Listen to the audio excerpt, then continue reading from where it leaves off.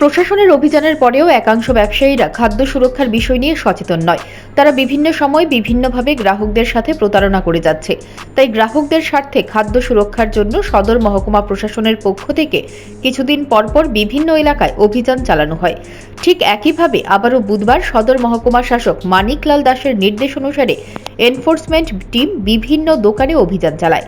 এদিন সদরের অতিরিক্ত মহকুমা শাসক বিপুল চন্দ্র দাস, ডুকলি রেভিনিউ সার্কেলের আধিকারিক সুজিত দাস, সদরের ফুড কন্ট্রোলার প্রদীপ কুমার ভৌমিক সহ লিগ্যাল মেট্রোলজি ও ফুড সেফটি আধিকারিকদের নিয়ে হাপানিয়া ও আমতলী বাজারে বিভিন্ন মুদি দোকান ও কয়েকটি রেস্টুরেন্টে অভিযান চালায়। অভিযান চালিয়ে রেস্টুরেন্ট থেকে 9টি গ্যাস সিলিন্ডার সহ মেয়াদ উত্তীর্ণ খাবার এবং মুদি দোকান থেকে প্লাস্টিক জাতীয় প্যাকেট এবং মেয়াদ উত্তীর্ণ বিভিন্ন খাদ্য সামগ্রী বাজেয়াপ্ত করে।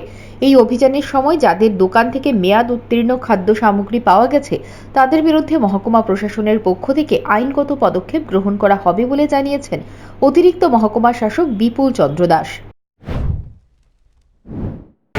আজকে আমরা সদর মহকুমা প্রশাসন থেকে একটা টিম করে আমাদের সদরের মহকুমার আন্ডারে যে সমস্ত হোটেল রেস্টুরেন্ট আছে এগুলো যে খাদ্যের বিষয়গুলো দেখার জন্য পরিষ্কার পরিচ্ছন্নতা এগুলো আমরা পাশাপাশি বিভিন্ন বাজারে দোকান এখানে পলিথিন প্লাস্টিকের যেগুলো সিঙ্গেল ইউজ প্লাস্টিক যেগুলো এগুলো যে ইউজ করছে এগুলো দেখার জন্য চেক করার জন্য প্লাস যারা প্যাকেট খাদ্য বিক্রি করছে সেগুলো বিভিন্ন জুস আইটেম এগুলো